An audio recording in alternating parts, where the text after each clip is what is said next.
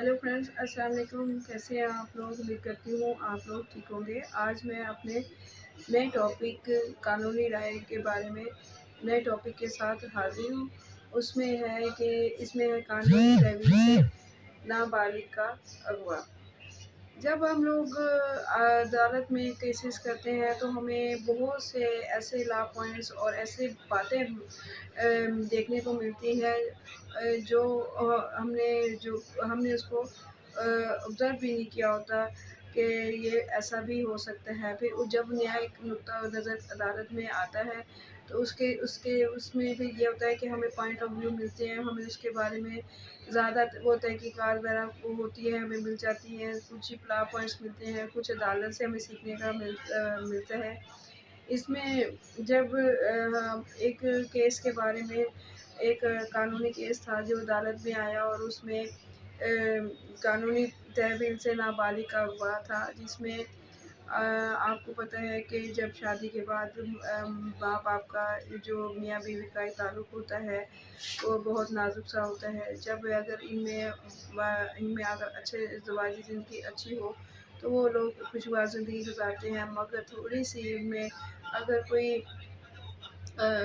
खलिश या कोई ऐसी बात आ जाए जिसमें मियाँ बीवी के दरमियान दूरी पैदा हो जाती है। इसी तरह एक केस अदालत में आया जिसमें मियाँ बीवी के दरमियान खलिश की वजह से मियाँ बीवी उठ के अपने घर में के चली गई। उसमें उन्होंने बच्चों को भी अपनी साथ अपनी तहवील में ले गई।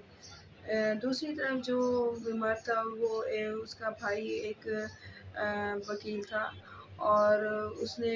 बहुत कोशिश की और अदालती कार्रवाई के बावजूद वो बच्चों को अपनी तहवील में ना ले सका। इसी रंजिश में उसने आके भाई जो वकील था उस जाके उससे जो बच्चे ना औरत से उसके मैके जाके उससे बच्चे छीन लिए और उसको ऐसी जगह रखा जहाँ पे कोई उस पे बच्चों को देख ना सके या मिल ना सके या किसी को पता ना चले। तो जब औरत से बच्चे छीने तो उसने एक अदालत एफआईआर लॉन्च थाने में एक एफआईआर लॉन्च करवा दी, जिसमें उसने इल्ज़ाम कहा कि ना मेरा शौहर और उसका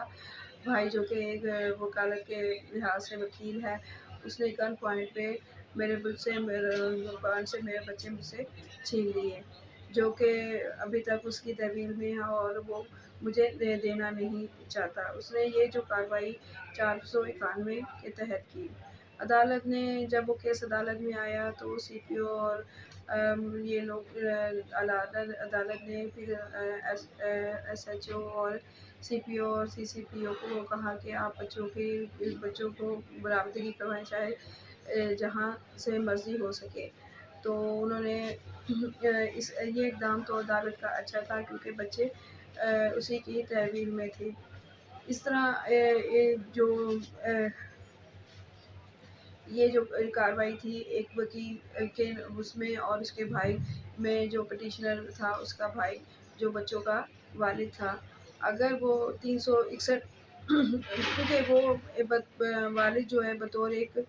कुदरती वली है, उसमें अगर वो अगर अगर उसको अगर वो 300 अदालत में केस के ज़रिए लड़ता और कहता है कि मैं बच्चों का हकीकी वालिद हूँ और उसमें उसमें मैं बच्चों को अपने पास रख सकता हूँ क्योंकि मेरे पास इतने वसाइल हैं कि मैं बच्चों को अपने पास रख सकता हूँ। तो मगर जब अदालत में ये बात आई कि पिटिशनर जो है वो एक वकील है और उसने इस तरह तरीके नाजायज़ काम करते हुए बच्चों को छीन लिया और ऐसी जगह छुपा दिया है जहाँ वो नहीं ढूंढ सकते, और अदालत में भी आके बार बार कहते थे कि बच्चे हमारे पास है, हम इनका ये कह देना अदालत में सरसाजी करता था। मगर अदालत ने कहा कि अगर आप वकील हैं या आपको वकालत का लाइसेंस मिल गया है तो इसका मतलब ये नहीं है कि आप कानून की खिलाफ वर्जी करते रहें और कानून को अपने अगेंस्ट इस्तेमाल करते रहें। इसी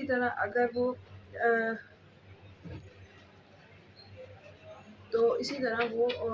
जो आए अपनी मनमानी करता रहे। इसी तरह अगर वालिद चाहता تو وہ 361 کے تحت قانونی کارروائی کر سکتا تھا اور بچوں کو اپنی تحویل میں لے سکتا تھا۔ مگر جو بچے اگر 14 سال کا اور لڑکی ہو 16 سال اور بال بچے ہوتے ہیں، فاتو ورکر ہوتے ہیں، انہیں کچھ پتہ نہیں ہوتا، ان کو ان کی قانونی تحویل سے لے کے اور چھپا دینا، یہ اس کی 7 سال سزا ہے، اور اس کے علاوہ اس کو جو ہے فائن بھی جرمانہ بھی دینا پڑتا ہے، اور اس میں قانونی کارروائی بھی ہوتی ہے۔ اگر یہی والد 361 کے تحت کارروائی کرتا اور اس کو جائز طریقے سے اپنے شہادت میں اور اپنے گواہوں کے ذریعے اس کو طریقے سے پیش کرتا تو وہ بچے اس کو مل جانے تھے۔ اچھا، اب دوسرا جو تھا وکیل کو ہے جو بطور وکالت کر رہا ہے، اس کو جب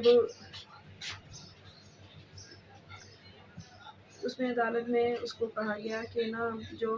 پٹیشنر تھا، جو ایک وکیل تھا، عدالت نے اسے کہا کہ اگر آپ ایک وکالت کر رہے ہیں یا وکالت کے شعبے سے ایک اہم اچھا شعبہ ہے، اس میں آپ وہ پریکٹیشنر ہیں، تو آپ کو اس طرح ناجائز کام کرنا نہیں چاہیے تھا، آپ کو اپنے